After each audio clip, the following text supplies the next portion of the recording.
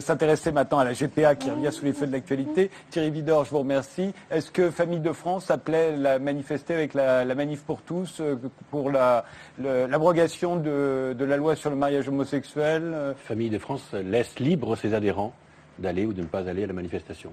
Vous faisiez partie de la Manif pour tous, votre association. Nous faisions partie du collectif. Ça n'est plus le cas? Nous ne sommes plus dans le collectif depuis le vote de la loi. D'accord. Je vous remercie. Venons-en donc à la GPA, la gestation pour autrui. La France a été condamnée par la Cour européenne des droits de l'homme. En juin, elle avait 3 mois pour faire appel. Or, elle n'a pas fait appel. Regarde. C'est une décision qui fera date pour les partisans de la GPA, la gestation pour autrui. La Cour européenne des droits de l'homme condamne la France parce qu'elle refuse de reconnaître la filiation des enfants nés de mères porteuses à l'étranger. Valentina et Fiorella sont nées en 2000 en Californie d'une mère porteuse. Seulement voilà, les deux fillettes n'ont jamais été reconnues par l'état civil français. Aujourd'hui, la Cour européenne des droits de l'homme vient de condamner ce refus. C'est un espoir pour les nombreux enfants nés par GPA et vivant en France. À peu près 2000 enfants en France à notre connaissance, donc c'est un nombre significatif. Et il faut aujourd'hui que pour ces 2000 enfants, ils puissent bénéficier d'un statut. C'est en tout cas le sens de la décision de la Cour européenne des droits de l'homme. Je viole la loi. Je vais à l'étranger, je viole la loi, je reviens ici et je demande à mon pays de reconnaître l'illégalité que j'ai commise. C'est un peu fort de café. Avec cette décision, on espère bien que la France va enfin prendre en compte l'intérêt de ses enfants, ne contestera pas cette décision et l'intégrera dans sa jurisprudence. La France a 3 mois pour faire appel. Passé ce délai, cette décision devra s'appliquer partout en Europe. La France n'a pas fait appel de la décision de la Cour européenne des droits de l'homme. Vous êtes soulagé ? Oui, on est soulagé, bien sûr, que la France n'ait pas fait appel, mais pas totalement, puisque des voix s'élèvent apparemment pour contester l'application de cette décision. Le gouvernement exclut totalement d'autoriser la transcription automatique des actes pratiqués à l'étranger, car cela équivaudrait à accepter et normaliser la GPA. Confie Manuel Valls au quotidien La Croix. Il faut affirmer des principes sur la famille, sur l'enfant, sur la lutte contre la marchandisation du corps humain. C'est pour cela qu'il faut être intraitable. Cette prise de position intervient à 2 jours du retour de la Manif pour tous. En réaffirmant son opposition à la GPA, le gouvernement espère éviter une mobilisation aussi forte que celle contre le mariage pour tous. Sylviane Agacinski, vous êtes en pointe dans le combat contre les mères porteuses. Pour vous, est-ce que la France aurait dû faire appel et est-ce que vous avez été surprise de l'interview que Manuel Valls a donnée aujourd'hui? J'ai été surprise, mais très heureusement surprise, je dois dire. J'ai trouvé qu'il avait des positions très claires et très justes. J'aurais préféré, pour ma part, que la France fasse appel, effectivement. Certains en ont conclu que c'était parce que justement c'était une manière déguisée de légaliser ou en tout cas de donner un statut à ses enfants. La France n'a pas fait appel parce que la décision de la CEDH avait été prise à l'unanimité et qu'il était peut-être un peu risqué d'aller de se tourner vers un renvoi vers la grande chambre. La CEDH, c'est la Cour européenne. La Cour européenne des droits de l'homme. Mais je pense qu'il aurait fallu faire appel, mais à défaut, la solution qui est adoptée peut convenir aussi. Si j'avais préféré l'appel, c'est parce que j'ai lu d'assez près l'arrêt de la CEDH, qui est un vrai scandale. La CEDH se soucie apparemment de l'intérêt des enfants une fois qu'ils sont nés, ce qui est notre cas à tous et ce qui est le cas de la France. Et on va revoir tout à l'heure de quelle façon il faudrait effectivement, et la France le fait déjà en grande partie, mais elle peut le faire encore mieux, de quelle façon il faut prendre en compte l'existence de ces enfants quand ils vivent sur le sol français, nés d'une mère porteuse à l'étranger, de manière à ce qu'ils aient une vie sociale la plus normale, une vie familiale normale, ce qui est déjà le cas, comme le reconnaît la CEDH.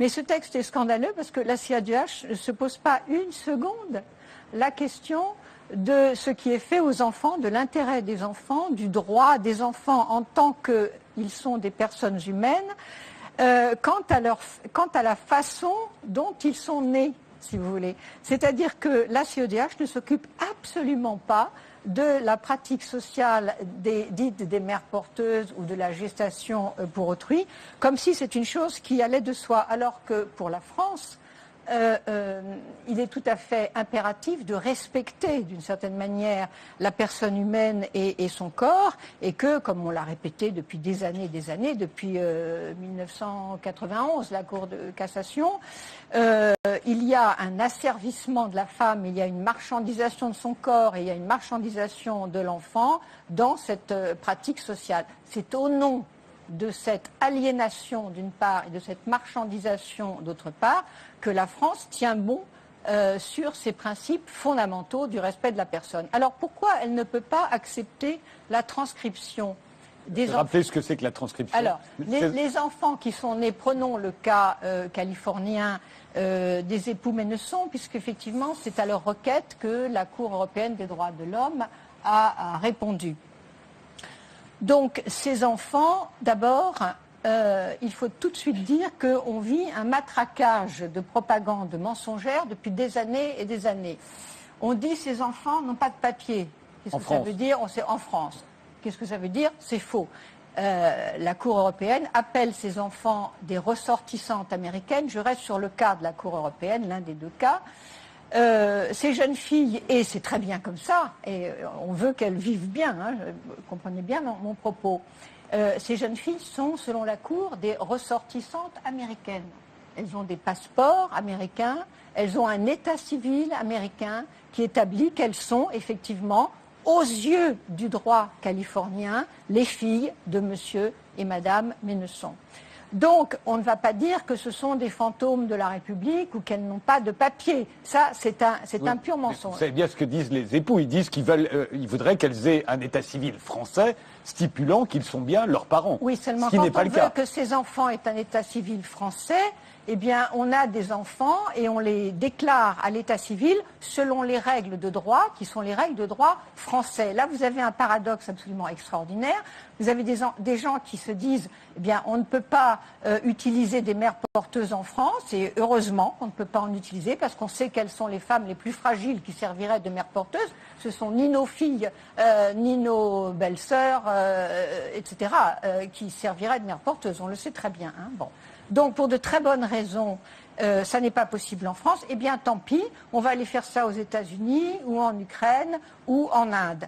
Et puis, évidemment, ces enfants ont un état civil, par exemple, américain, californien.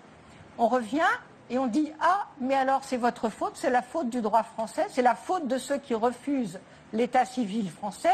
Vous faites du mal à nos enfants, vous nuisez à nos enfants. J'ai même entendu s'en prendre aux enfants est répugnant. Autrement dit, c'est la France qui s'en prend aux enfants parce qu'elle refuse la transcription à l'état civil. Mais c'est parfaitement logique dans la mesure où si la France disait, bon ben voilà, on interdit sur notre sol, mais allez les faire ailleurs, allez utiliser les Ukrainiennes, les Indiennes, les Américaines, vous revenez ici et vous avez un état civil clean. Et puis, vous allez avoir un livret de famille. Et puis, parallèlement, si quelqu'un faisait ça avec une mère porteuse en France, il serait poursuivi, il serait condamné, etc. Donc, on traiterait d'une manière, alors, de manière effrayante, inégalement, les adultes faisant ça à l'étranger ou le faisant en France, et les enfants nés à l'étranger dans ces conditions, qui auraient un état civil français, et les enfants qui seraient nés en France dans une même situation, dans une même condition. Ce serait par conséquent une inégalité flagrante. Autrement dit, ça ne tiendrait pas 5 secondes. Un pays ne peut transcrire dans son état civil des enfants nés de mères porteuses que si ce pays déjà tolère ou légalise ou organise la pratique des mères porteuses. Sinon, c'est impossible. Ce qui n'est pas le cas en France. Ce qui n'est pas le cas en France. Et d'ailleurs, j'ajouterais que s'il y a ce combat tout à coup qui veut nous émouvoir beaucoup et qui, alors là, pour le coup, se sert des enfants pour imposer la légalisation des mères porteuses en France, eh bien, je trouve ça absolument, très, très, très, très pénible. Parce que cette histoire de transcription, c'est évidemment le cheval de Troie des partisans de la gestation pour autrui, puisqu'ils savent très bien que la France ne peut pas, et la Cour européenne le sait bien aussi, c'est pour ça que son arrêt est incompréhensible, ils savent très bien que la France ne peut pas en même temps prohiber les mères porteuses et puis reconnaître les enfants de cette façon à l'étranger. Alors on verra tout à l'heure les solutions qui existent pour ces enfants. Alors Geneviève Delézy de Parseval, vous êtes psychanalyste et vous êtes auteur de La part du père, de l'enfant à tout prix. Vous publiez aujourd'hui Voyage au pays des infertiles. Dans la bataille entre les pros et les anti-mères porteuses, vous avez choisi votre camp. Vous militez pour que la France autorise la GPA dans certaines conditions, en l'occurrence sur la question qui préoccupe aujourd'hui, à savoir cette Cour européenne qui avait condamné la France. La France n'avait pas fait appel. Il y a la manif pour tous dimanche, en l'occurrence contre la GPA, alors que la GPA est interdite en France. Alors vous, quelle est votre position? Alors je vais peut-être vous étonner un peu. D'abord, je ne vais pas engager le débat sur la question juridique, ce que vous avez fait. Je vais juste pointer une erreur, je suis désolé. Vous avez parlé de l'arrêt de la Cour de cassation alma mater de 1991, et cet arrêt concernait les mères porteuses d'avant la fécondation in vitro. Ce sont des affaires que j'ai bien connues, puisque j'avais été nommé par le gouvernement expert. Oui, c'était quand même des mères porteuses. C'était des mères porteuses justement, qui étaient des fours, des ventres, qui vendaient leurs propres enfants, qui avaient une relation sexuelle avec le père ou une insémination, peu importe, et c'était leur enfant qu'elles vendaient. Je considère qu'une femme qui porte un enfant, c'est son enfant. Vous voulez faire la distinction, mais ce n'est pas une erreur que j'ai faite. Je fais une distinction fondamentale. Je ne fais pas la différence. Moi, je parle des mères porteuses depuis la fécondation in vitro, qui est complètement différente et qui pose des questions extrêmement intéressantes sur la définition de la maternité. En effet, depuis la fécondation in vitro, depuis que l'embryon peut être conçu en éprouvette, dans les cas d'infertilité féminine, l'embryon peut être remis dans l'utérus de la femme qui veut avoir un enfant, si elle a un utérus. Si elle n'en a pas, il peut être remis dans l'utérus de la mère porteuse, qui à ce moment-là ne fait que porter. Et la différence de ce que est absolument majeure, car elle porte un enfant qui n'est pas le sien et qu'elle s'apprêtera à rendre à ses parents à l'arrivée. Rendre. Il ne s'est rien passé entre-temps. Rendre. Alors, madame, mais j'ai l'impression que c'est plutôt. Attendez, laissez-moi terminer. Je vous ai entendu, vous écoutez très sagement sur le débat précédent. J'ai du mal à comprendre la distinction. Je vais vous expliquer. Donc, ma position, et c'est pour ça que je ne suis pas pour comme ça, ma position, c'est qu'il y a deux mères dans cette nouvelle question des mères porteuses. Il y a la mère porteuse, et je dis bien la mère, car c'est une vraie mère. D'abord, elle est mère de ses propres enfants, pour commencer, dans les pays qui ont légiféré. Et puis, elles ne peuvent être mères porteuses que si elles ont déjà eu des enfants. Dans les pays, je dirais, qui légiféraient, comme les États-Unis, le Canada, la Grande-Bretagne. Elles sont mères de leurs propres enfants, et en plus, elles sont mères des enfants qu'elles portent. Seulement, c'est une maternité partagée, c'est pas leur enfant qu'elles portent. Donc, les mères porteuses modernes, parce que 1984, c'est fécondation in vitro, c'est pas vieux à l'échelle du temps. Les mères porteuses posent question sur la définition de la maternité. Qu'est-ce qu'une mère? Est-ce qu'une mère se réduit à la grossesse? J'ai dû se réduire volontairement, d'expression provocante, parce que je pense, comme psychanalyste qui analyse des mères depuis 30 ans et qui suit des mères porteuses, des enfants et des parents d'attention, la maternité, c'est la grossesse, mais c'est bien autre chose que l'accouchement, madame, peut-être aussi. La grossesse, c'est l'accouchement, si vous voulez. Oui, c'est ce que le mot gestation efface en passant. Laissez-moi terminer. Mais je dis l'accouchement. C'est la grossesse, mais la grossesse, c'est un moment de la maternité. D'abord, la grossesse doit être étayée, si c'est une bonne grossesse, par la présence d'un père, en principe. Et puis, ensuite, il y a toute la vie. Donc la grossesse, c'est un moment privilégié, mais qui n'est pas le seul. Autrement dit, la grossesse, ce n'est pas l'alpha et l'oméga de la maternité. Et c'est pour ça que je vous disais que je n'étais pas pour les mères porteuses en soi, je suis pour la question que ça pose à la société. Qu'est-ce qu'une mère? Et on n'a pas fini d'en parler, certainement. Claude Habib, sur ce sujet Sur ce sujet, mais... J'aurais la même position, je crois, que Elisabeth Badinter, c'est-à-dire qu'il faut réglementer, que on peut... C'est la mienne aussi. Oui, c'est la vôtre aussi. On peut soustraire...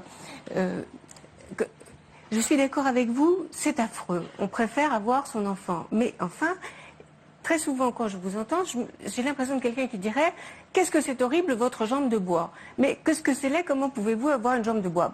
écoutez, les femmes qui sont infertiles, elles sont obligées d'en passer par cette prothèse qui est le ventre d'une autre femme. Et c'est pénible, mais il faut l'organiser. Oui, le mot prothèse n'est pas très joli. Non. Enfin, bon. Non, je comprends ce que ça a de douloureux. C'est un partage de la maternité. C'est un partage et on n'a peut-être pas envie de partager, on préférerait avoir son enfant. Quand on n'a pas d'utérus, il faut bien partager. Quand on n'a pas d'utérus, il faut bien alors partager. Donc, je suis persuadée qu'on peut, quand on voit la souffrance des femmes qui ne sont pas fertiles, qu'on peut essayer d'organiser au mieux la formule anglaise ne permettant qu'une seule maternité et non rémunérée est une formule qui mérite d'être considérée. Quant à l'argument consistant à dire ça va être encore les riches femmes de Hollywood qui vont écraser les pauvres femmes du tiers-monde, moi je n'y crois pas pour une raison simple, c'est que quand on veut un enfant, on veut le mieux pour son enfant. Donc on veut non seulement une mère porteuse, mais une mère porteuse qui mange bio, une mère porteuse qui se porte bien, une mère porteuse qui... C'est pas vrai qu'on va... Qui soit pas trop cher aussi. Je crois pas. Non. Je crois qu'on est prêt à pourquoi radiner. Des gens vont-s'il en est. Je crois qu'on est prêt à radiner sur tout, sauf plus riches que les parents d'intention. Sauf là-dessus. Une preuve. Vous êtes d'accord? Un indice, c'est que les nourrices, au XVIIIe siècle, et donc la petite partie que je connais, les nourrices étaient bien payées. Et qu'on voit en Limousin ce qu'on appelle des maisons de lait. Les maisons de lait, c'est des maisons en pierre, parce qu'elles revenaient de leur travail de nourrice à Paris, et elles revenaient riches. Donc c'est pas vrai que c'est l'endroit où on va écraser le tiers-monde. Les nourrices étaient surtout bien nourries pour bien s'occuper du bébé, après quoi elles étaient jetées. Et je voudrais quand même répondre sur l'intervention de Claude Habib. Je comprends bien, si on part de la question de la souffrance d'une femme qui ne peut pas avoir d'enfant, on arrive forcément à ces solutions tentantes. Encore que le désir d'avoir un enfant ne justifie aucunement le fait d'utiliser, non pas simplement l'utérus, comme dit la gestation, le corps, la vie d'une femme pendant 9 mois, jour et nuit, avec tout ce que ça comporte. Si on part de cela, qui est assez candide, excusez-moi, comme point de départ, on peut arriver à cette conclusion. Mais moi, je ne suis pas du tout partie de cela. Je suis partie de l'observation du monde dans lequel on vit. En tant que philosophe, l'un des points importants est de comprendre son époque, c'est-à-dire qu'est-ce qu'on est en train de vivre. Or, quelle est l'époque que nous vivons? Qu'est-ce que j'ai remarqué depuis qu'existe cette pratique des mères porteuses et comment elle s'est développée? C'est que s'est installée dans le monde et d'abord aux États-Unis une industrie procréative. C'est-à-dire que petit à petit, grâce aux biotechnologies, on a pu aller vers la reproduction technologique et industrielle, non seulement des vivants, mais également des êtres humains. On est dans un contexte où on peut envisager la reproductibilité technique de l'être humain. Sauf que il manque une pièce, et c'est précisément la mère qui porte. On peut faire beaucoup de choses en laboratoire, on peut faire des fécondations in vitro, on peut transplanter des embryons dans le ventre d'une femme. Tout ça, on peut le faire. Et pour que cette industrie qui s'est développée dans des proportions que vous n'imaginez même pas, l'industrie d'abord du corps en général, de toute la biologie, plus l'industrie procréative, cette industrie ne peut fonctionner que si on peut produire au final des nouveau-nés, des bébés. Alors, en Californie, les instituts, effectivement, vous envoyez votre sperme et vous renvoient un embryon, vous achetez des ovocytes, vous choisissez les ovocytes sur le catalogue. Je parle de la Californie, je suis allée sur les sites, j'invite tout le monde à aller sur les sites. Oui, moi aussi, j'ai interrogé beaucoup de gens. Sur les sites, vous verrez tous les tarifs, ils sont. Alors vous avez le catalogue des ovocytes avec ce que ça implique de l'origine des femmes. Alors parlons des catalogue ovocytes. Parlons des ovocytes. Attendez, je finis. Et puis celui des mères porteuses qui ne répondent pas aux mêmes critères. Si elles ne sont pas de la même origine ethnique que les parents, c'est encore mieux. Alors que les ovocytes, on va chercher des blancs, des jaunes, des juifs, etc. Il faut voir tout ce que représente ça. Et je me suis dit, quand j'ai découvert ce fait, il y a déjà pas mal d'années, tiens, c'est curieux, on est en train, comme l'a écrit Testard d'ailleurs, on est en train d'appliquer à la reproduction humaine ce qui s'est passé dans la reproduction animale avec les mêmes méthodes vétérinaires, insémination, embryons, etc. C'était déjà intéressant. Et puis ensuite, on s'aperçoit qu'il y a autre chose. À partir du moment où il y a industrialisation de la reproduction, il y a évidemment un grand marché. Or, encore une fois, ce marché n'est possible que si on peut livrer à la fin des bébés pièces tout compris. Alors là, allez voir sur les sites les tarifs, tout y est. Et on ne peut pas livrer des bébés si on n'a pas de femme pour les porter. La femme vivante est la pièce manquante du grand marché reproductif. Et si on ne comprend pas ça, on ne comprend rien au monde actuel et on tombe dans tout le langage affectif, sirupeux, donner la vie, aimer les enfants, aider les autres. Je vais vous donner la parole, mais Ruben Augien et Émilie Turkheim qui la réclament depuis un moment. En fait, évidemment, quand on entend ce discours qui semble assez cohérent, on peut avoir l'impression que la grossesse pour autrui est une sorte de pratique barbare, sans fondement moral et juridique. Mais quand on réfléchit un peu sur les raisons qui ont poussé des pays, parce que vous donnez toujours l'exemple de l'Inde, etc., si vous auriez pu dire le Royaume-Uni, l'Irlande et la Pologne, par exemple. Ça ne marche plus au Royaume-Uni. Comme on a baissé les tarifs, ils ne trouvent plus de femmes, les Anglais vont ailleurs. Ils ont légiféré, ils ont accepté de l'encadrer. Elles ne sont plus assez payées. Et donc, il ne faut pas croire que la grossesse pour autrui, de même que d'ailleurs l'aide médicale à la procréation pour les couples homosexuels, n'est pas de fondement moral et juridique.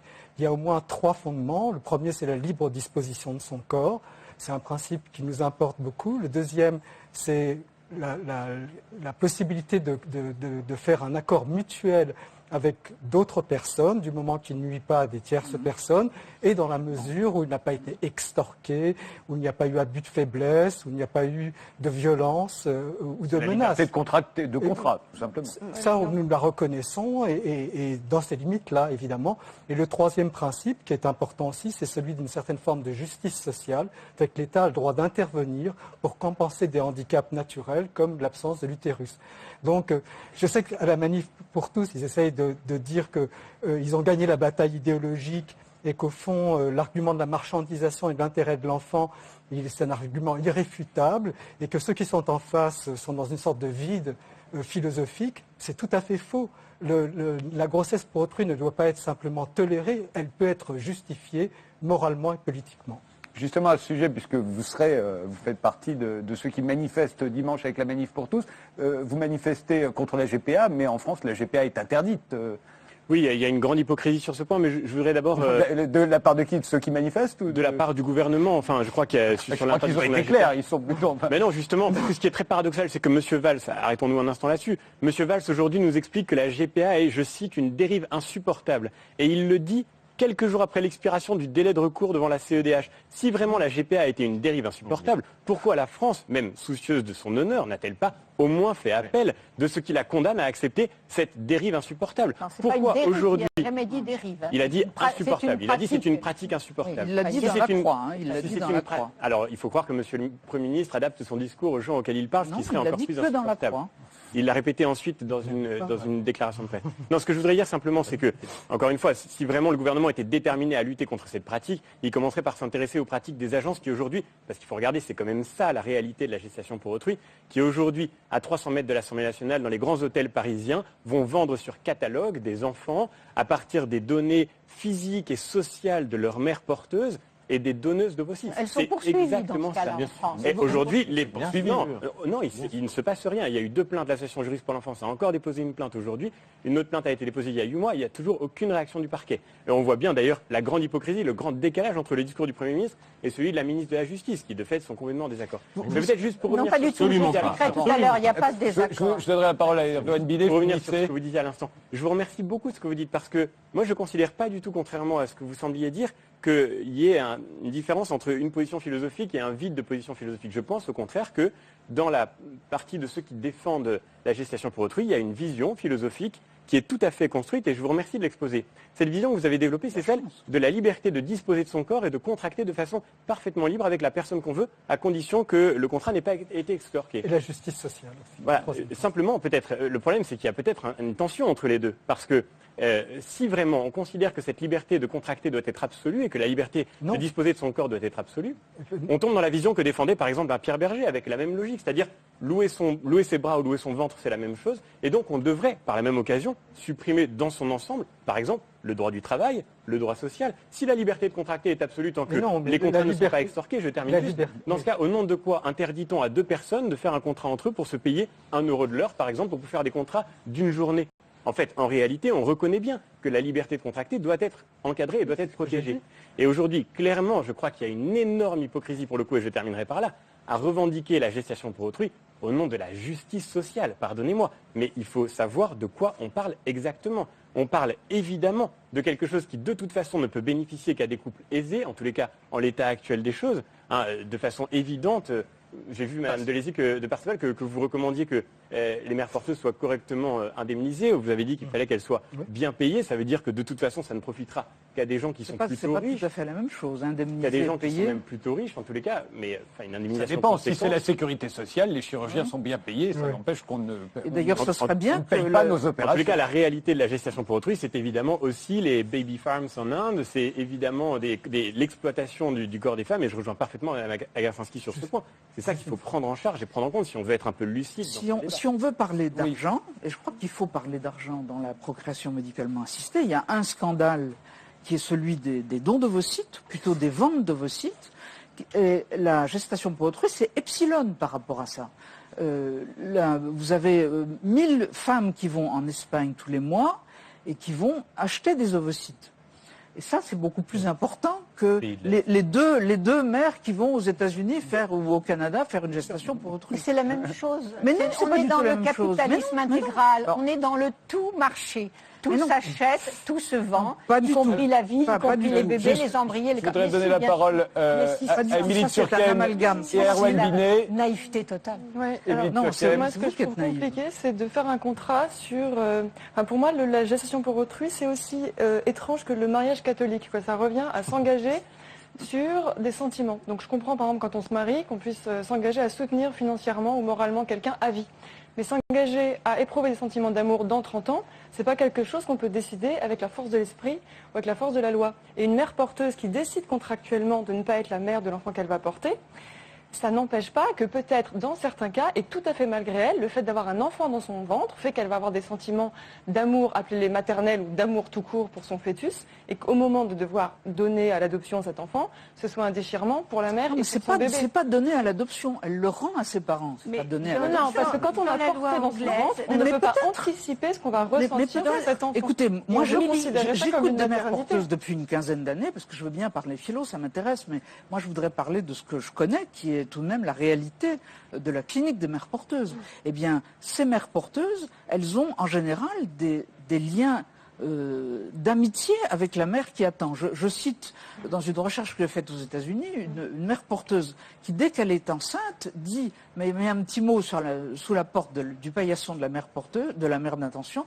en disant "We are pregnant", nous sommes enceintes. Et c'est ça qui est tout à fait étonnant dans la clinique des mères porteuses, si on veut bien l'entendre. C'est un gigantesque mensonge. Mais non, c'est pas un mensonge. Mais ça, c'est des clichés, Guillemot. Mais madame, je ne peux pas vous laisser dire. Moi, je ne peux pas vous laisser. Mais vous n'allez tout. Pardonnez-moi. Je ne sais pas si vous avez vu un documentaire. Vous parlez tous en même temps. Est-ce que vous avez vu un documentaire qui s'appelle Google Baby sur une usine à bébés en Inde? Il y en a 50. Oui, il y en a plein, mais bref.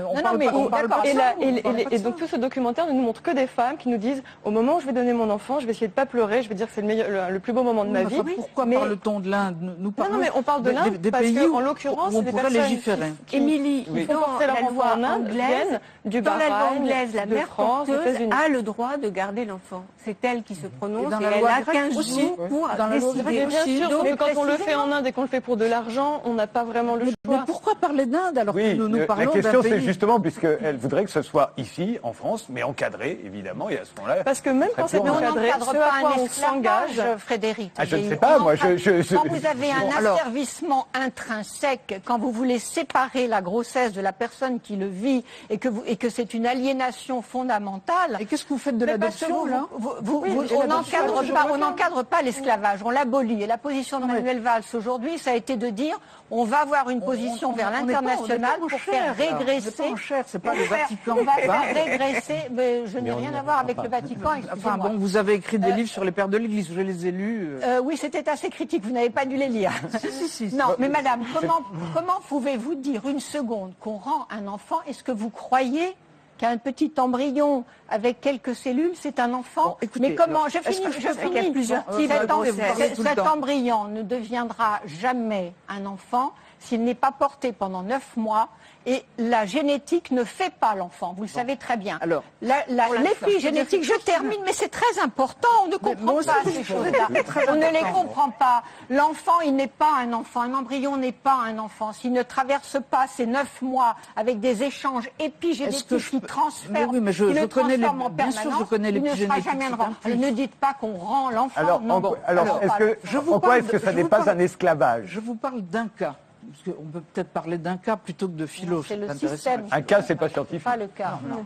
Je pourrais en parler de 20 cas. C'est la structure qui compte, c'est le système. Une femme qui a accouché dans une grande clinique parisienne, elle avait déjà un enfant, et elle a eu le malheur d'avoir une hystérectomie. Elle a perdu son utérus, elle avait 28 ans, et elle voulait avoir un deuxième enfant. Elle est allée aux États-Unis, elle a trouvé par ses propres moyens une mère porteuse, qui était une mormon d'ailleurs, une femme qui avait... Et elle a eu des jumeaux qui sont les frères et sœurs de son enfant. Et quand elle allait dans les congrès de gynécologie chez Friedman, où je l'ai fait inviter, elle montrait les photos de ses enfants, l'aîné et les jumeaux, qui sont des vrais frères et sœurs, parce qu'ils ont les mêmes gamètes. Oui, puisqu'elle a été portée par une mère porteuse, mais qui ne lui a pas donné Dans ça. l'un cas, elle les a portés elle-même, et dans l'autre, c'est la mère porteuse qui les a portés. Mais qui ne leur a pas transmis de gènes, c'est ce que vous voulez Elle leur a dire. transmis les facteurs épigénétiques, bon, voilà. C'est important, c'est un plus. Erwan Binet... Ce qui est consternant dans ce débat, c'est qu'on n'a pas parlé des enfants qui sont nés. Oui. Qui sont territoire. Vous l'avez parlé avec des mots que je ne partage pas, et moi... l'arrêt, la décision de la CEDH, la Cour européenne des droits de l'homme, me va complètement. Elle est parfaite. Elle sépare la législation de la France en matière de GPA. Elle dit la France a le droit de condamner et d'interdire la GPA sur son sol. Et la majorité aujourd'hui, Manuel Valls l'a confirmé, ne souhaite pas ouvrir ce débat. Bah, très bien. Et elle le différencie la situation des enfants aujourd'hui. Mais personne n'en parle. Aujourd'hui, c'est le problème qui se pose. Quel débat Pour ouvrir la gestation pour autrui et la légaliser dans notre pays. Ce débat n'est pas ouvert. Ce débat n'est pas ouvert. Il n'y a pas de majorité à l'Assemblée. Mais ça fait 25 ans, ça fait presque 30 ans qu'il est ouvert. On en discute, mais aujourd'hui, politiquement, il n'est pas ouvert. Et il n'y aura pas, jusqu'en 2017 au moins, parce que c'est l'engagement qu'on peut avoir. Qu'il est ouvert et que les je vous dis que politiquement, il n'y a pas d'ouverture politique possible aujourd'hui pour une légalisation de la gestation pour autrui. Heureusement, il y a l'ouverture à une action à l'étranger pour faire régresser. Au point sur le principe de l'indisponibilité du corps, qui est un principe très fort, que je partage. Et moi, je suis d'accord avec la condamnation qu'on a aujourd'hui, avec notre droit positif actuel, qui condamne et qui refuse, en tout cas, la légalisation de la GPA. Néanmoins, les enfants sont là. Et contrairement à ce que vous dites, ils n'ont pas la vie facile. Oui, ils peuvent avoir une nationalité étrangère. Les jumelles des époux médecins ont 14 ans. Elles sont américaines. La situation au regard du séjour en France, c'est qu'elles sont dans l'illégalité, clairement. Combien de temps avant le Non, l'état civil n'est pas contesté. L'état civil est probant, elles sont américaines. Il faut, quand on est américain et qu'on vit en France, des papiers pour avoir l'autorisation de vivre en France. Aujourd'hui, on leur refuse la nationalité française alors que le lien biologique... Non, Madame Taubira a expliqué qu'elle a... Je vous répondrai sur la nationalité. Je vous dis. Il faut que je continue. Voilà. La nationalité française leur est refusée, malgré d'ailleurs la circulaire Taubira, qui est diversement appliquée et qui a été, par la Manif pour tous, entre autres, fait l'objet d'un recours au Conseil d'État. La circulaire Taubira disait qu'il n'y a pas contestation entre le lien de filiation avec le père biologique, et les enfants américains nés d'une mère porteuse. Le lien biologique est vraiment établi, y compris dans l'acte étranger. Au droit français, il n'y a pas de lien biologique quand il y a une mère on porteuse. refuse même l'application du droit français. Aujourd'hui, ces enfants, on va les tenir responsables de leur mode de conception. Et ça, dans ce que vous avez dit, sur ce que vous reprochez, sur l'arrêt de la CEDH, me choque beaucoup.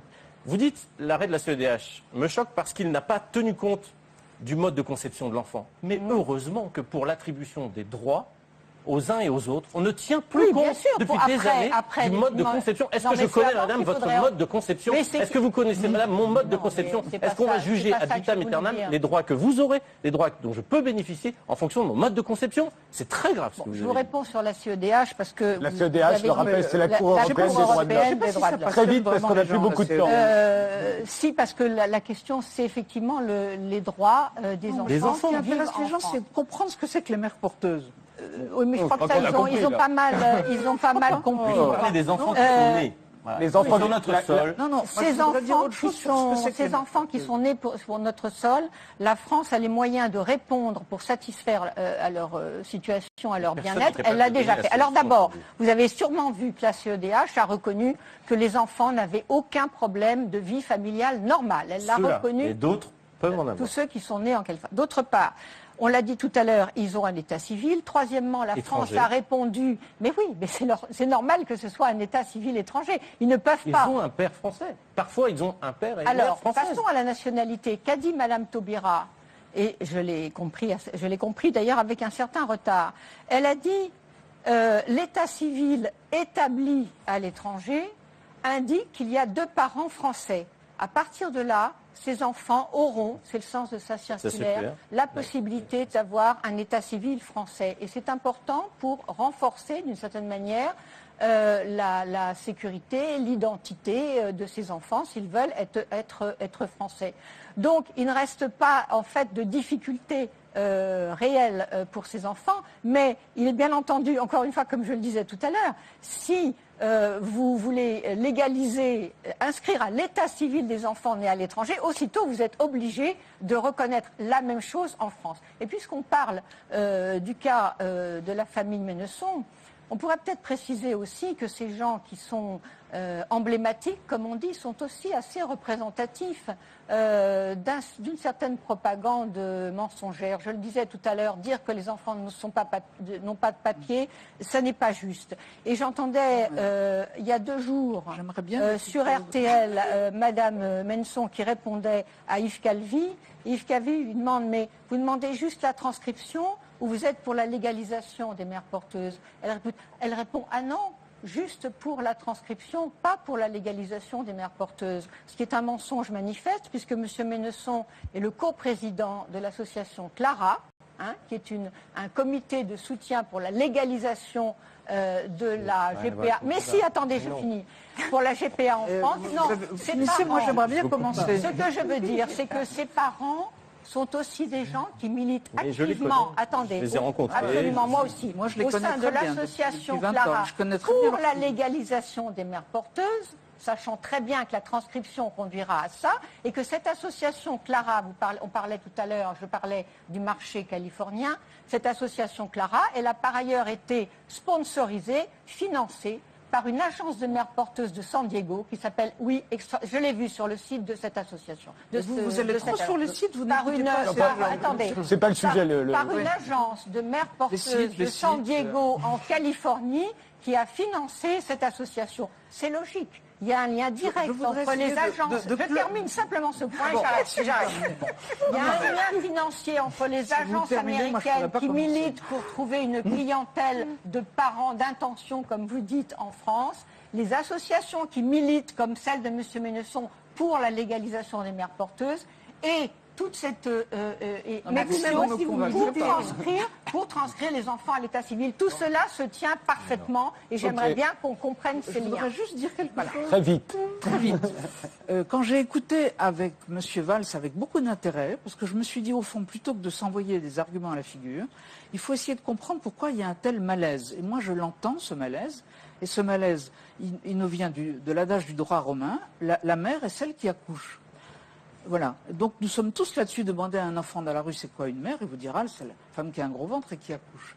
Donc voilà, tout le monde pense ça, et la mère porteuse questionne ça, puisqu'il y a 2 mères, comme je le disais, il y a la mère qui accouche, et puis il y a celle qui donne ses gamètes, et qui sera la mère pour toute la vie. Claude Évib, et après on changera de sujet. Je ne vois pas les choses comme ça. Je vois que Manuel Valls a formulé, avec la force qui est la sienne, la position politique du gouvernement, c'est-à-dire, bon, dans l'état de division où est le pays sur la question, on a pris cette motion, on autorise le mariage et on ne touche pas à la GPA et à la PMA. Donc il a vocalisé très bien, très fortement ce point. C'est quand même une difficulté de voir que la loi nous échappe et que le jeu des droits individuels associés à la mondialisation commerciale dont vous parlez, associés à toutes les instances de droit supranational, européen par exemple, fait que on a le sentiment que la France ne peut pas faire ses lois. Et ça, je crois que c'est politiquement très grave, que on sait très bien que le Front National est là, et on sait très bien que le sentiment de charbonnier n'est pas maître chez soi est un sentiment très préjudiciable.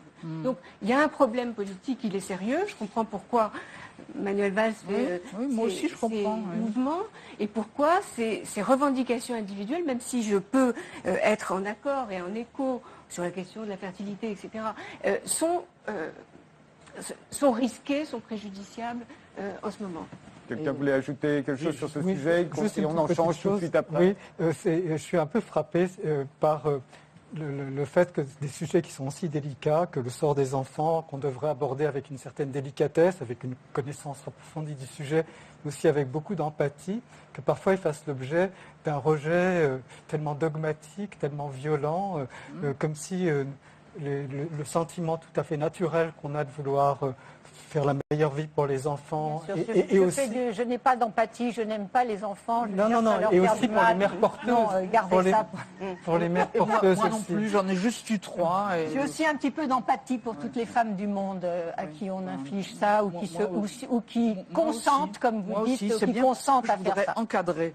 Erwan Binet, dernier mot. Ce qui est terrible, c'est qu'aujourd'hui, le système tel qu'il existe, c'est qu'on a des parents qui recourent à la GPA à l'étranger, mais qui n'ont pas de sanctions. Certains voudraient les sanctionner, les mettre en prison. Je ne crois pas que ça changerait grand-chose.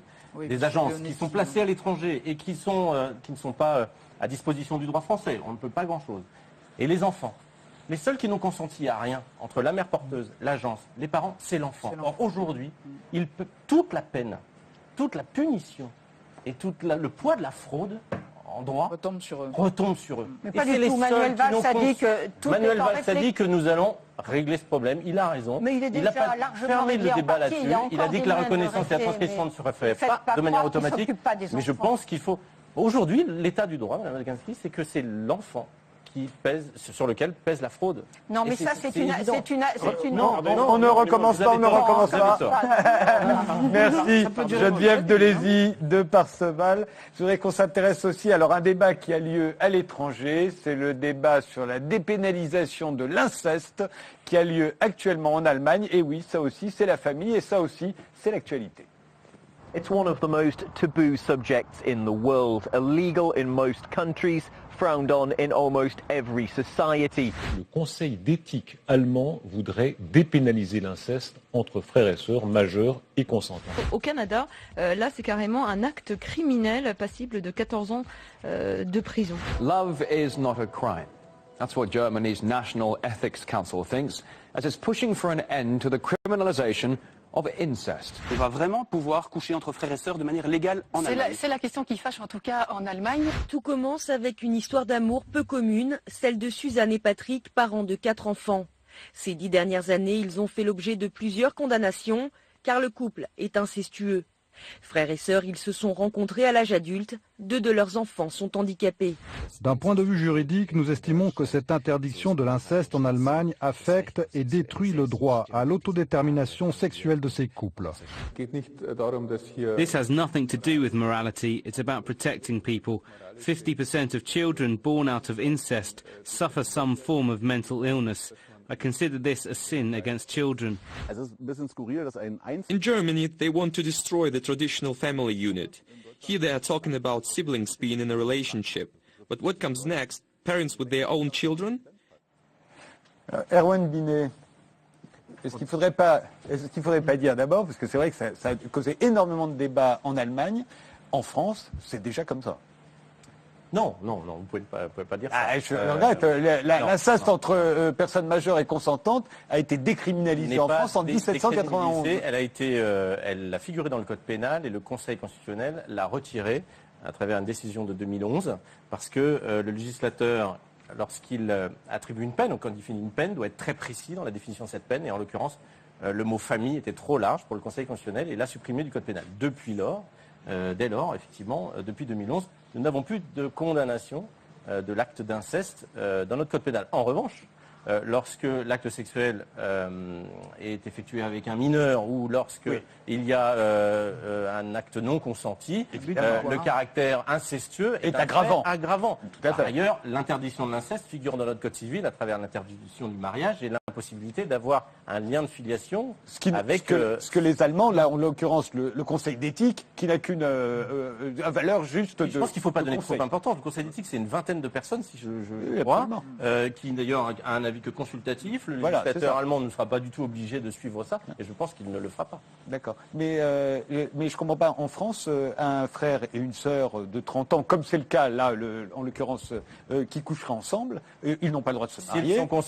S'ils sont consentants, la loi ne peut pas les empêcher d'avoir des relations sexuelles. Y compris en France, donc vous reconnaissez que ça n'est pas pénalisé en France et depuis longtemps. Mais ça n'est pas pour autant autorisé. Je pense que le tabou de l'inceste est quand même suffisamment fort dans notre société pour que... La décision allemande, j'ai rien de spécial à dire là-dessus, mais ça pose une question sur l'anonymat des donneurs de gamètes. Oui. Et actuellement, il y a 2 jeunes gens qui viennent de se marier, qui se sont rencontrés.